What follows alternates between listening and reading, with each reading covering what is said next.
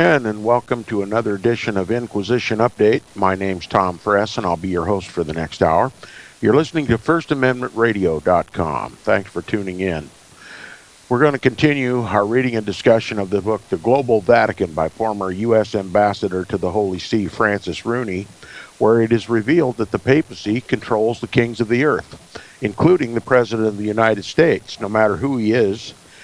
And they obey him and not us. The papacy controls the foreign and domestic policy of this country and every other nation in the world. That's why I call him, only one of the reasons why I call him the Antichrist.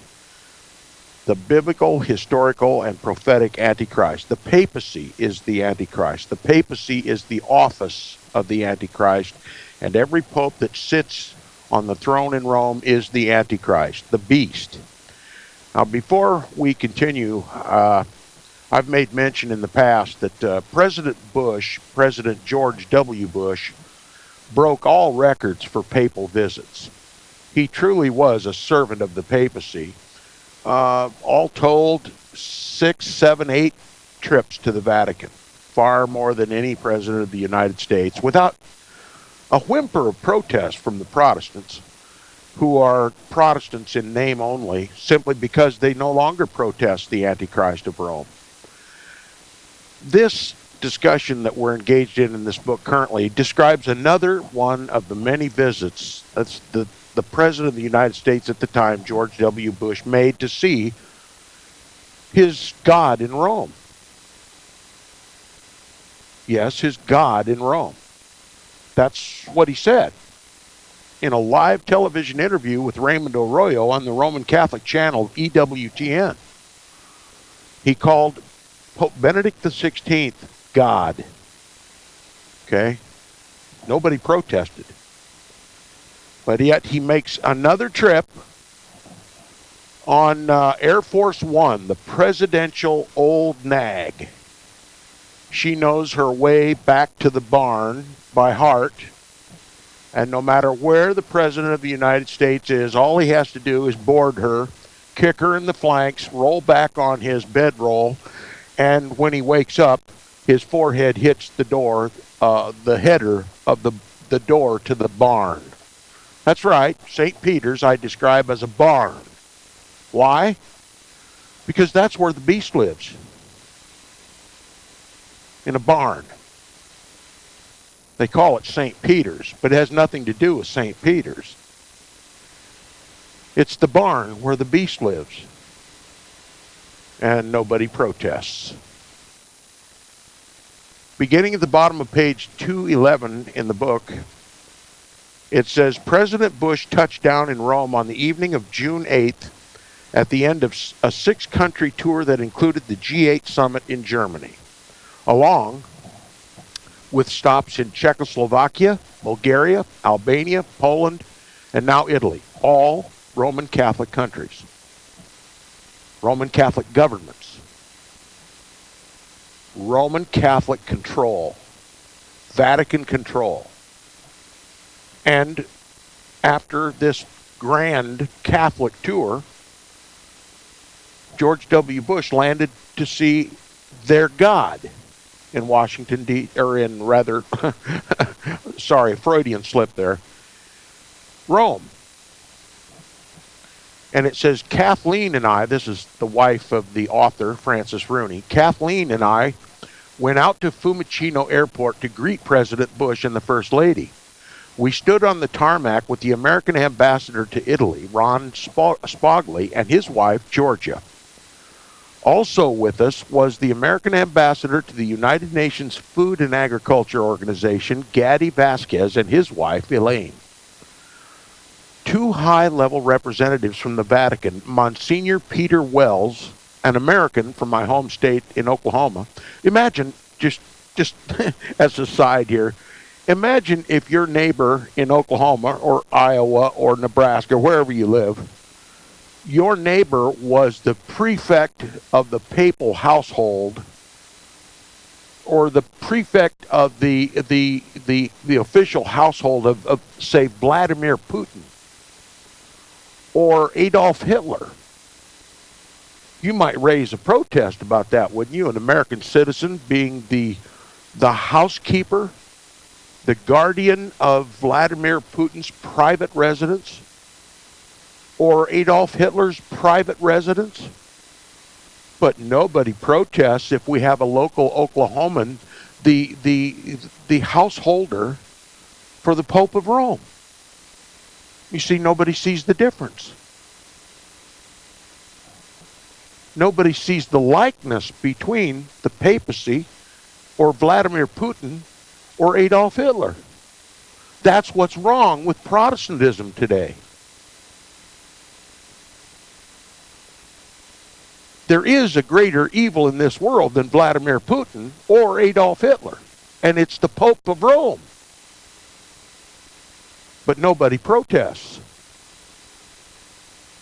He says two high-level representatives from the Vatican, Monsignor Peter Wells, an American from my home state of Oklahoma, and an archbishop named Peter Paul Prabhu, an Indian who had served as nuncio to Zimbabwe, was also present.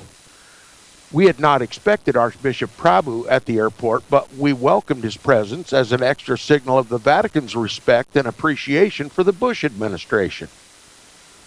So why wouldn't the Vatican appreciate President George W. Bush? He led crusade after crusade for the Pope. All right? He says, shortly, an Italian protocol officer came over and announced the Vatican had too many representatives on the tarmac, and one of them had to go. I sought out the lead White House advance officer, Teresa Birch, who was very experienced in these matters. She set the protocol officer straight. Quote, "The reason we're here is to see the Pope," she said. "If the Vatican had an airport, we'd go there." The protocol officer went away, and the Archbishop stayed. Okay? It says Air Force One landed and taxied up to the red carpet. After descending the airplane stairs, the president visited along the receiving line. He told Monsignor Peter Wells how much he looked forward to seeing the Pope. The following morning, after the anti-trafficking breakfast mentioned earlier, remember this is where they propose, at least publicly, to be anti-trafficking. They're against the enslavement of human beings, when the very business of the Vatican is to enslave the whole world. Do you comprehend that? The King of Kings and the Lord of Lords, the self-styled King of Kings and Lord of Lords, which the Bible says reigns over the kings of the earth and has enslaved, slaughtered, tortured, persecuted God's people beyond my ability to describe it,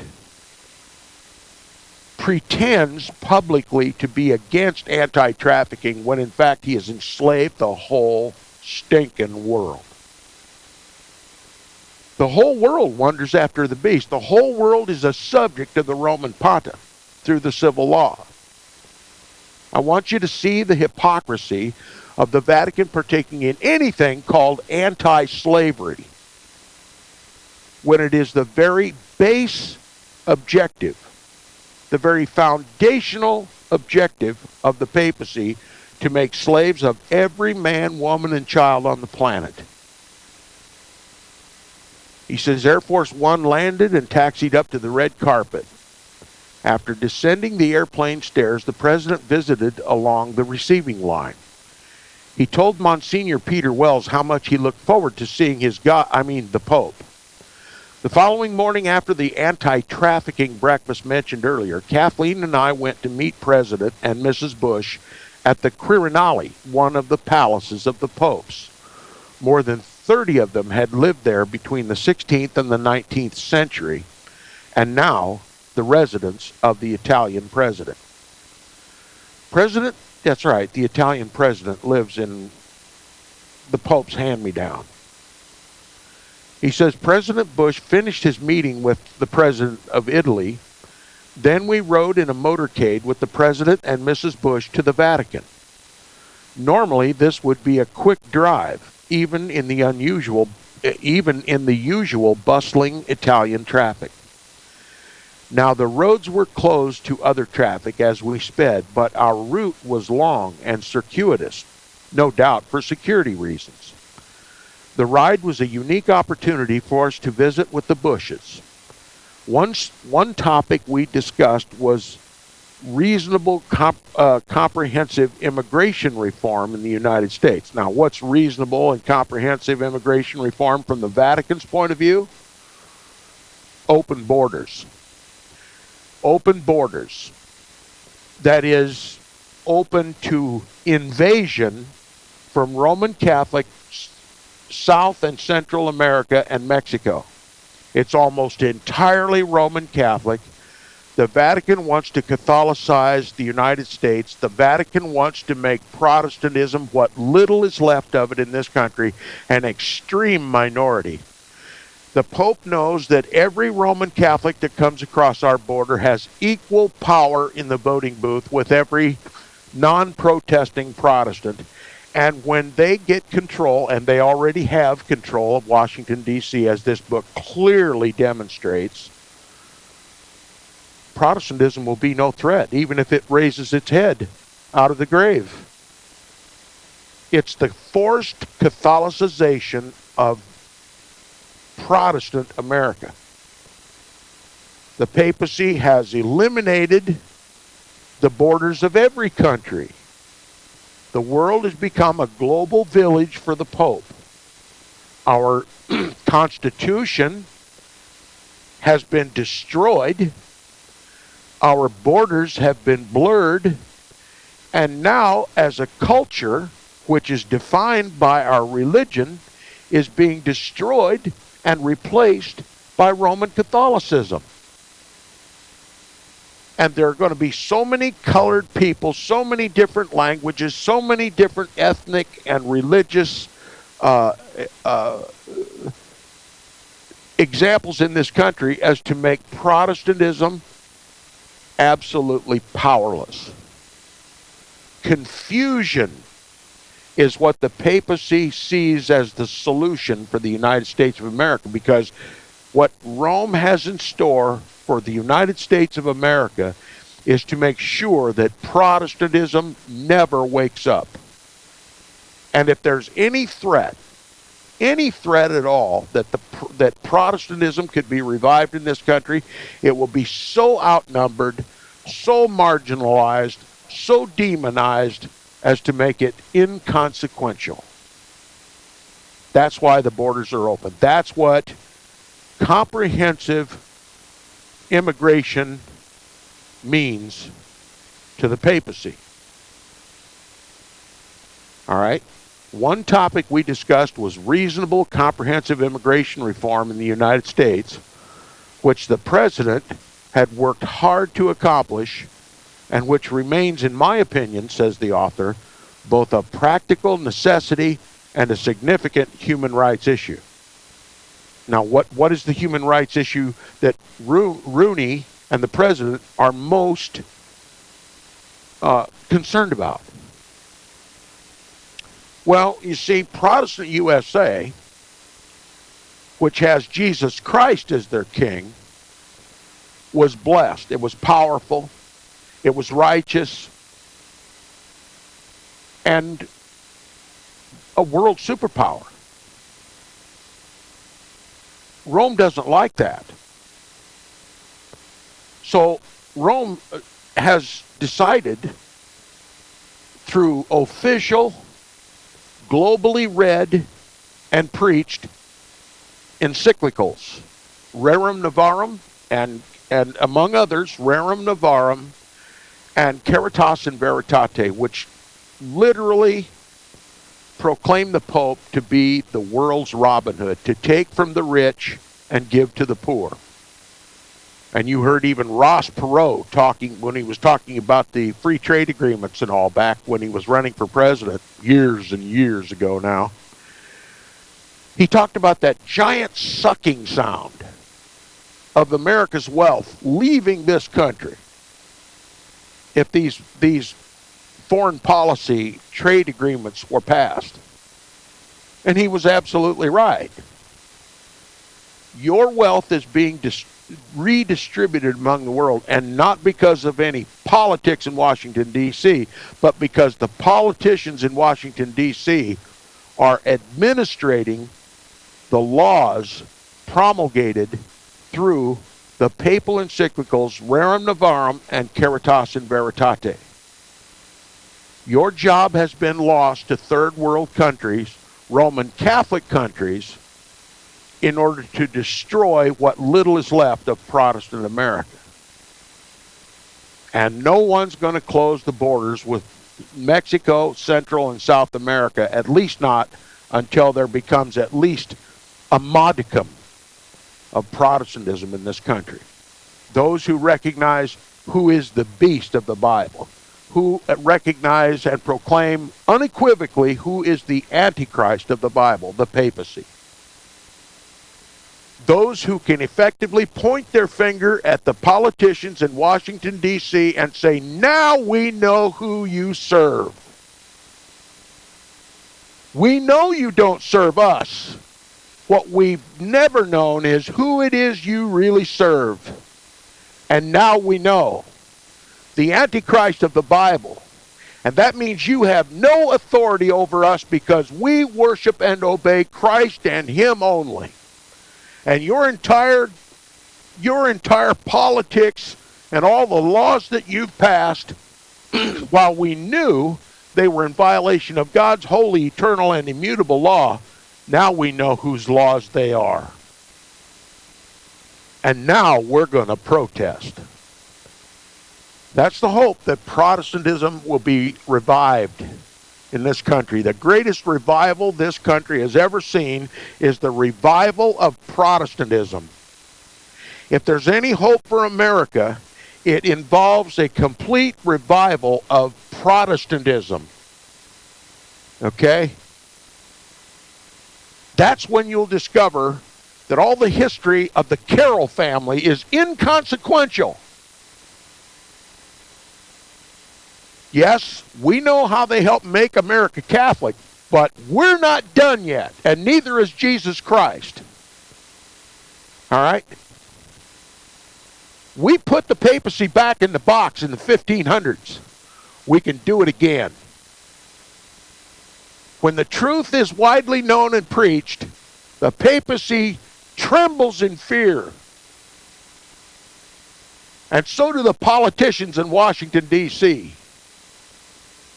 You can mount up with all your weapons and all your guns and all your sticks and your knives and your staves, but nothing will strike the terror of Almighty God and the politicians of this country and the Pope that they serve than a risen Protestantism. So if you want to win, you better find out what Protestantism is. And you better tune in to Inquisition Update every morning.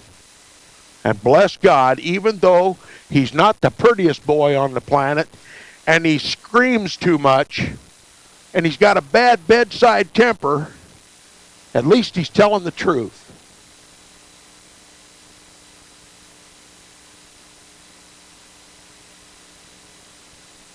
He says the ride was a unique opportunity for us to visit with the Bushes.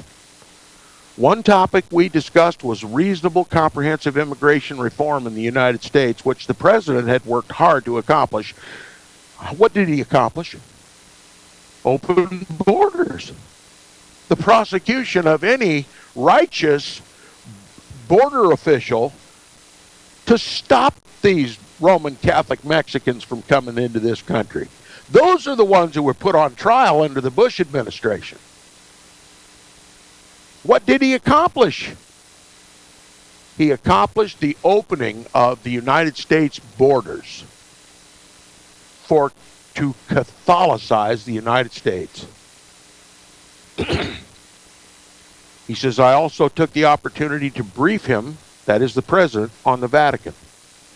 I mean, after all, the president of the United States absolutely must know what his God says, right? He says, among other things, I mentioned that the first man to greet him would be Archbishop James Harvey, a native Wisconsin and prefect of the papal household. There you go. An American, a Wisconsinian, is the prefect or the official of the papal household. Well, aren't we fortunate to have an American who is the housekeeper for the Pope, the man of sin, the son of perdition? Now, if he were the householder of Adolf Hitler or Vladimir Putin, we might raise a protest. Hey, you claim to be an American citizen. What are you doing serving in Hitler's personal dwelling? You claim to be an American. What are you doing serving, running the household for Vladimir Putin? You must be a traitor. You must be brought up on trial for treason. No such thing when an American is the householder for the Antichrist of the Bible. Absolutely not a whimper or protest. A native Wisconsinian, Wisconsin, okay? Prefect of the papal household. No protest. He says, I knew the president always appreciated personal details about the people he met. Well, it was most important for him to know that there's a Wisconsinian who's running the papal household. Praise the little God in Rome, right? He says, after crossing the Tiber, we rode down the Via della Conciliazione, crossed the St. Peter's Square, and passed under the Arch of Bells. Archbishop Harvey was at the red carpet to greet the president in the Cortile San Damaso. Quote, how about those brewers, unquote, said the president with a grin. Inside the papal library, the president and the Pope discussed AIDS and famine in Africa. Now, wait a minute. The Pope claims to be the God of this world, right? And his objective is to create a global government in the complete absence of Christ. Okay, an earthly counterfeit to a heavenly reality. That's what the Pope wants. And Africa is just one of the many continents on this earth that the papacy insists upon being King of Kings and Lord of Lords. Now, he has to appear to be genuinely concerned for the Africanians, right? Got to be concerned about AIDS and famine in Africa. Let me ask you something. All of the foreign aid that comes from the United States of America to all the many nations of the world, the third world that has been tyrannized by the Pope, that's what makes them third world countries. What is accomplished if the United States of America can absolutely eradicate AIDS and famine from Africa and raise it to a city on a hill, an industrialized nation with budgetary surpluses, the next superpower? What could possibly be gained by eliminating all of the problems in Africa and raising its people up to shining faces if in the process we make it a papal state like America? When we make it an antichrist state, just like America, a state that worships the beast, a nation that fawns at the feet of a mere man, the most wicked and sinful and blasphemous man that ever raised a breath of air in this creation of God. What is accomplished? So the Pope can talk about the relief for AIDS and famine all he wants. The only disease that has the ability to kill both the physical body and the spirit is Roman Catholicism. That's the truth. We'll be back right after the message.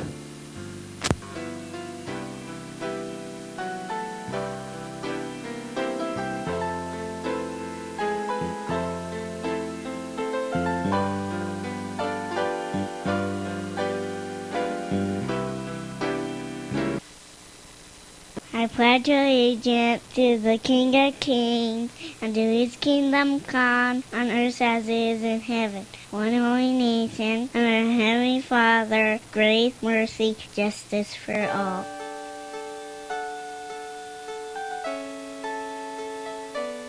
The program you are listening to is 100% sponsored by you, the listener, on this First Amendment Rights Media channel. You will notice that there are few commercials on this radio network. There's a good reason for that. Corporate advertising dollars come with strings that limit program content. So without your help, these programs cannot continue on internet or our several affiliates. If you benefit by the educational law programs, we ask you to give. If you are admonished or nurtured by the Bible and ministry programs, we ask you to give. If some voice a cause that you are passionate about, we ask you to give. If you believe in any of these, we ask you to support them as you would a missionary on a continual basis, as if giving a tithe for missionary radio. These programs are not commercially viable and must be supported by those faithful to the cause of truth. Look for the button to sponsor your favorite programs at our listen and schedule pages on the internet. Then, when you subscribe, we will send you the last quarterly MP3 CD of that program immediately, and continue to do so with each new quarter. We will also give you unlimited archive access to all of our programs. We're asking you to give much less than a tithe, so that you may also send support directly to a particular program host, cause, and anywhere else the Spirit may lead you. Do all to the glory of our God and Creator, for His holy nation, the only kingdom that will last forever.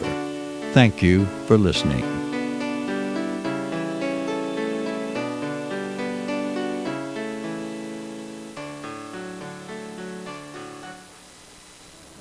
Since the beginning of time, kings have sought it, nations have fought for it.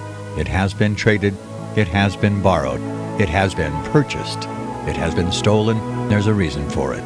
To secure the blessings of liberty to ourselves and to our posterity, invest with the security of gold and silver.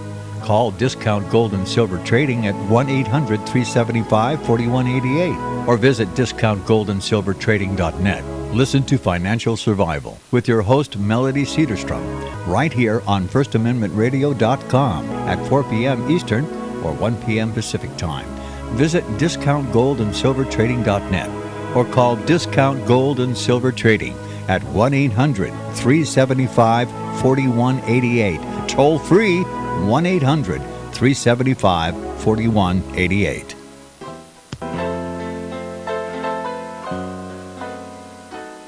Welcome back from the break. You're listening to the second half hour of Inquisition Update on First Amendment Radio. If you'd like to support Inquisition Update and keep us on the air, please support First Amendment Radio, who pays the bills. And for my part, prayer. Fervent and effectual prayer. That's all I ask. Now, he says inside the papal library, the president and the pope, that is the Antichrist, discussed AIDS and famine in Africa and our mutual commitment to end these.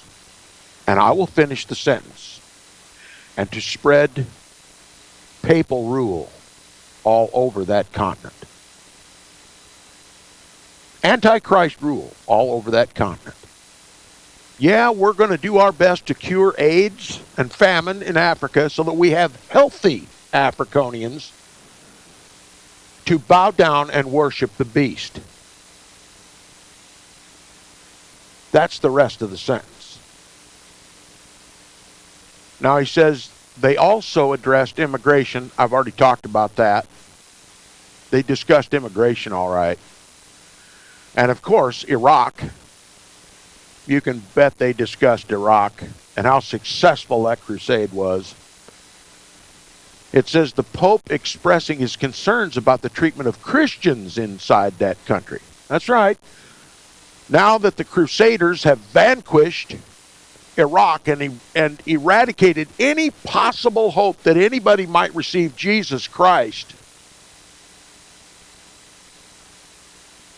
knowing that the United States is a quote-unquote Christian country that completely decimated their country by simply blaming Saddam Hussein for 9/11 and then cynically admitting that he had no weapons of mass destruction. He had nothing to do with 9/11.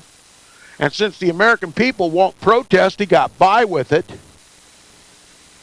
Do you realize how hard it's going to be to spread the name of Jesus Christ in Iraq now? The papacy isn't about promoting Jesus Christ and him crucified. The papacy is about conquering the whole world for the Pope. And no one does it better for the Pope than the United States of America. You better believe they talked about Iraq. The Pope expressing his concerns about the treatment of Christians inside the country.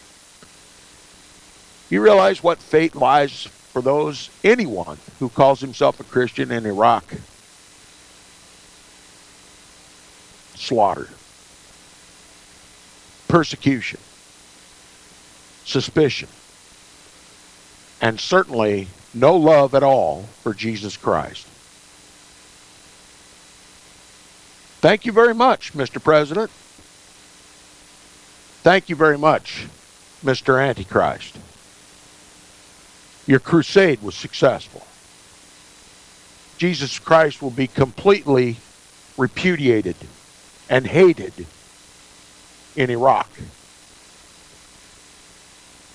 If the Pope was so concerned about Christians inside Iraq, why wouldn't he try to promote Christianity and Jesus Christ and him crucified? And the mercy and the love and forgiveness of Jesus Christ in Iraq? But that's not what he did. He summoned his crusader under the most false pretenses to vanquish that heretical country. Is that a Christian thing to do? Do you still believe Saddam Hussein had anything to do with 9/11? Do you still believe, despite the admission from our own government, that he had neither weapons of mass destruction nor anything whatsoever to do with 9/11?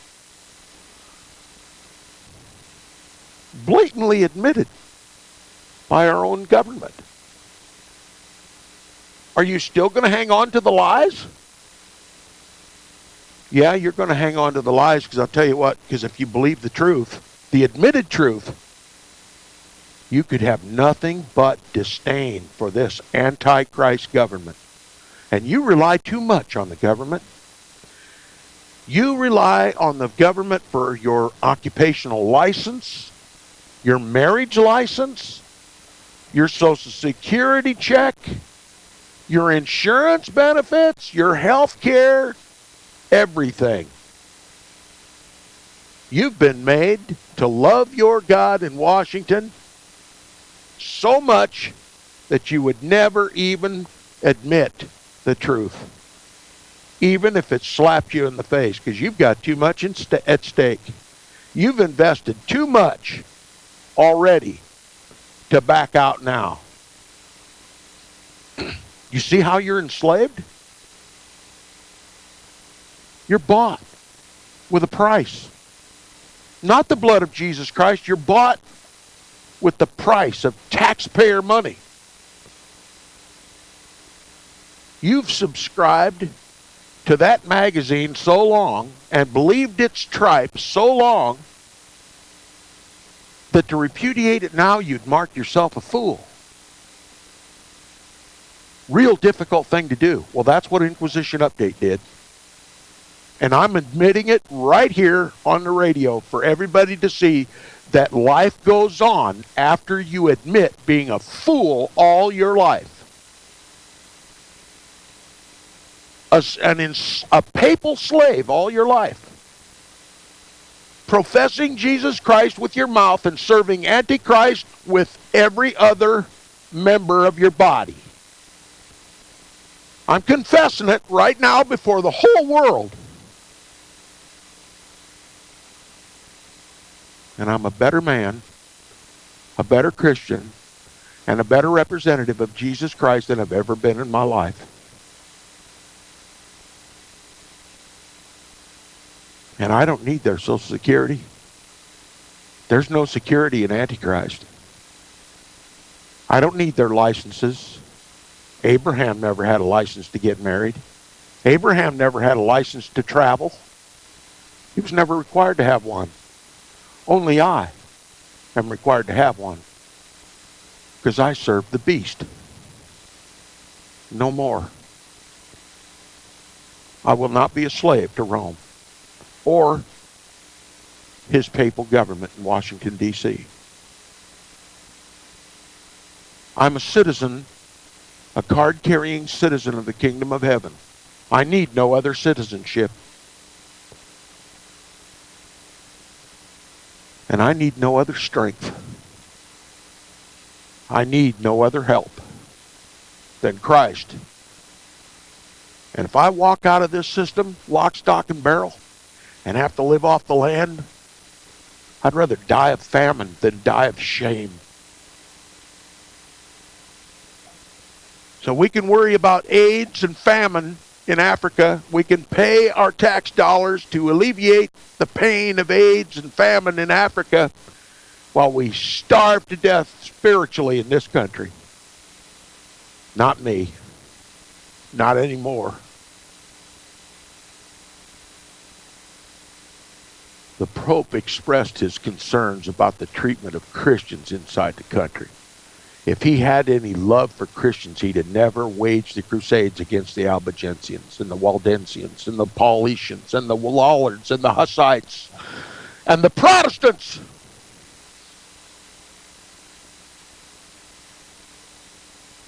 There is no love in Rome.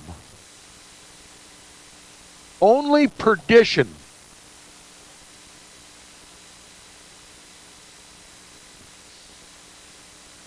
He says, as Time magazine put it at the time, both men were, quote, straight talkers who act according to what they see as simple truths.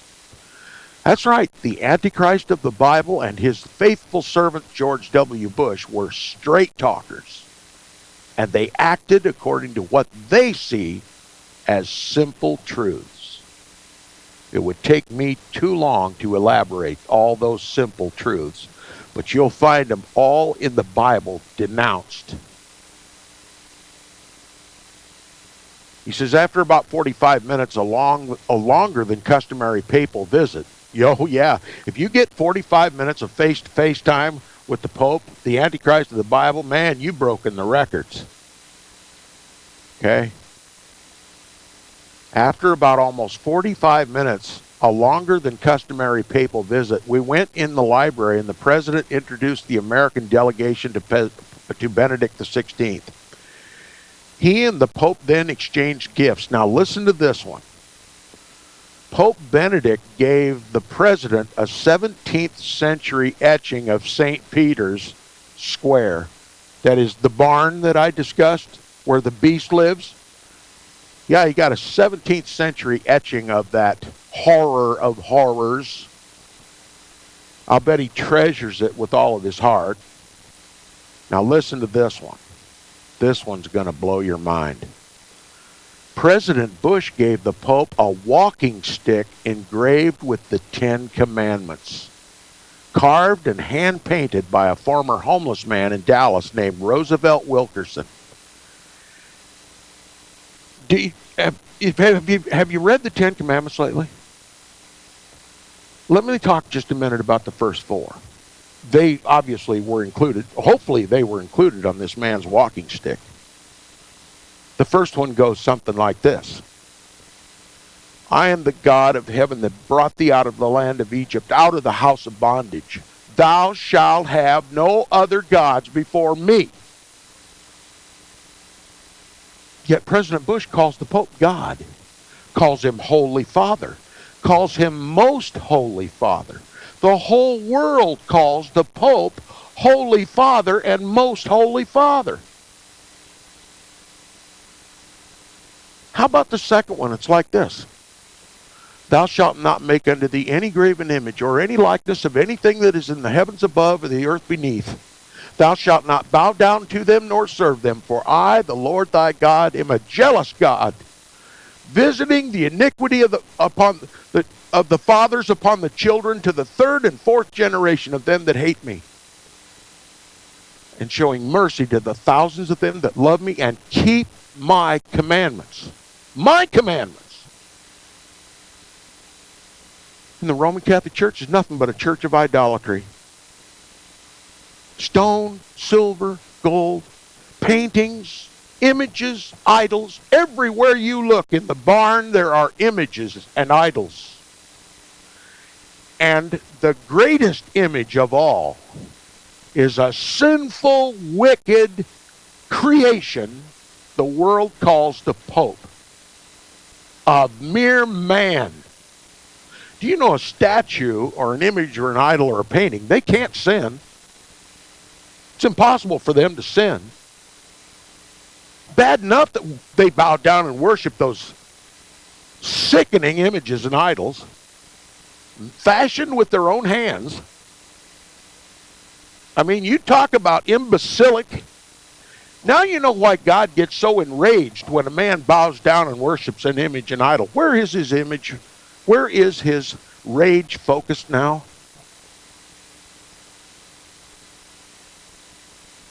And what kind of a rage would God focus upon those who would bow down and worship a man? Or the man of sin, the son of perdition, and call him by the name Most Holy Father? What kind of a rage would that be? How about the third commandment? Thou shalt not take the name of the Lord thy God in vain. Who but the Pope takes the name of God in vain? In vain does he worship the God of heaven, keeping for doctrine the commandments of men. Roman Catholic canon law. That is the commandment of the Roman Catholic Church. And you'll find everything in Roman Catholic canon law is diametrically opposed to the written law of Almighty God. How about the fourth commandment? How about the fourth commandment? Remember the seventh day to keep it holy. 6 days shalt thou labor and do all thy work, but the seventh day is the Sabbath of the Lord thy God. In it thou shalt not do any work. Neither thou, nor thy manservant, nor thy maidservant, nor thy stranger that is within thy gates. For in 6 days the Lord created the heavens and the earth and all that in them is, and on the seventh day he rested, and he hallowed it. How about that one? Was that one on the stick? Do you realize that the Vatican systematically violates specifically, individually, and collectively all four of those laws of the first tablet of the law of God? They not only believe and teach, but practice the violation of every single individual one of those laws, and all of them collectively. And they lead the whole world to do likewise. Can you imagine what might have flashed through Benedict XVI's eyes when he took that stick, that walking stick from President George W. Bush, and began to read? I'm the God that brought thee out of the land of Egypt, out of the house of bondage. Thou shalt have no other gods before me.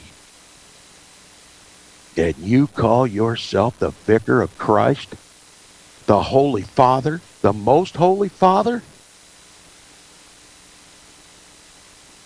You shall not bow down and worship images and idols. And they're all over this place. All over the barn.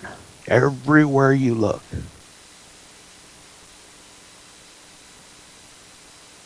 Thou shalt not take the name of the Lord thy God in vain. For God will not hold him guiltless who takes his name in vain. And vanity is all that is gained by using Jesus Christ's name in the barn. What about the seventh day? Are you getting the message? Without realizing it, President Papist George W. Bush handed the Pope his eternal condemnation, his universal condemnation, his divine condemnation. I wonder what the Pope ever did with that stick.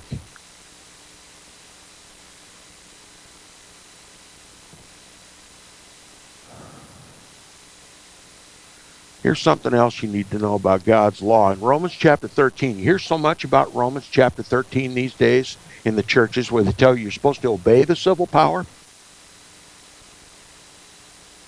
Paul, in Romans chapter 13, lists 6 laws that we must obey. Those are of the second tablet of the law. The first tablet of the law represented man's responsibility to God. The second table of the law, the first table was the first 4 commandments, the ones that the Pope specifically and collectively, by matter of institution, violate. The second table of the law is given to the jurisdiction of the civil power. It regulates man's responsibility to man. Man's responsibility to man is laid out in the Bible. The civil power is given authority to reward good and to punish evil, not to decide what good is and what evil is. The Bible does that. Now, the civil power, which I claim is the United States of America, your local, state, county, and federal governments, their jurisdiction lies solely within the 6 commandments of the second table of the law. Notice Paul never mentioned a single one of the 4 commandments on the first table of the law. That is not under civil law jurisdiction. That is the realm of God and Him only. And those are the ones the papacy violates, claims jurisdiction over, to change those laws and to make the whole world do likewise.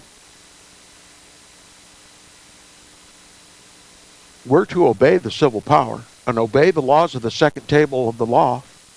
They should be administered by the civil government, but not to change those laws. That's not within the civil government's jurisdiction. Not any more than it is lawful for the Pope to change the elements of the 4 commandments in the first table of the law. God is God. Let God be God, and every man a liar. And the Pope and the civil power are liars. And you know what our civil government's going to do? They're going to start passing legislation that touch on those first 4 commandments. And when that happens, look out!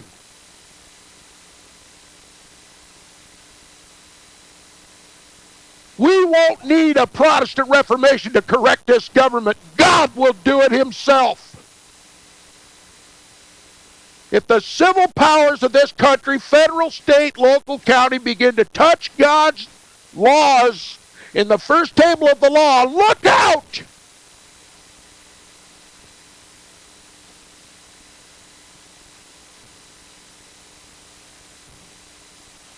Get it straight. God is the lawgiver. Only God is the lawgiver. Even the stars still hold the position that God gave them when He created them. It's only man that's corrupt.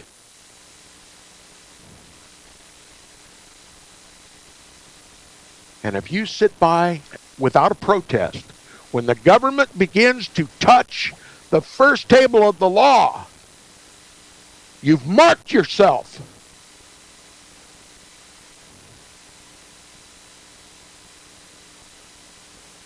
Realize if you worship any other god than the Creator, you have the mark of the beast upon you. You have the mark of the Antichrist upon you. If you bow down and worship images and idols like every pagan religion in the world, including Roman Catholicism, especially Roman Catholicism, who names Christ, blasphemously names Christ, takes Christ's name in vain, you have the mark of the beast upon you. And I'll let you do what the Holy Spirit leads with the fourth commandment.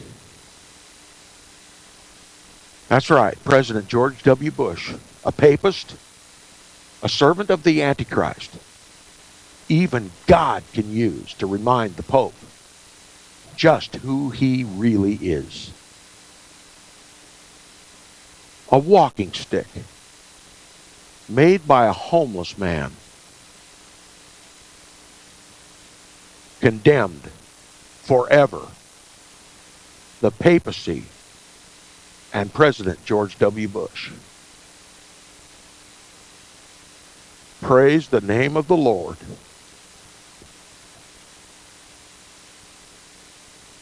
Praise the name of the Lord.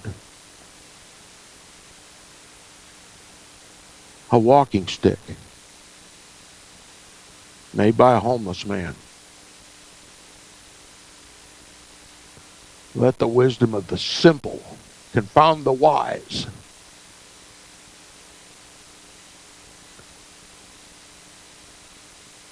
You see, even the stone walls of the Vatican, even if they were 10 times as thick and made out of iron, Jesus could walk right through them. And as far as I'm concerned, he did that day when George W. Bush handed the Pope his walking stick.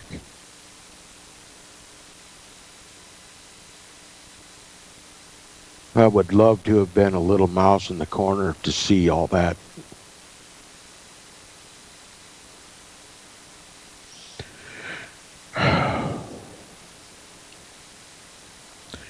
He says, after crossing the Tiber, we rode down the Via della Conciliazione, crossed the St. Peter's Square, and passed under the Arch of Bells. Archbishop Harvey was at the end of the carpet to greet the president and in the Cortile San Damaso. How about those brewers? You know,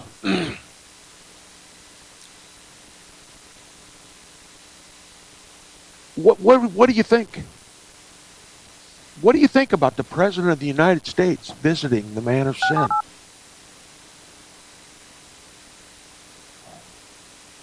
Are you really ready to tolerate that any longer?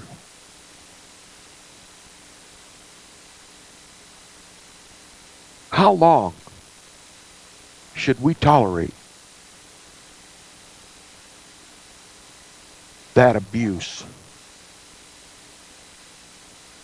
And how long will we hold ourselves responsible for obeying the man of sin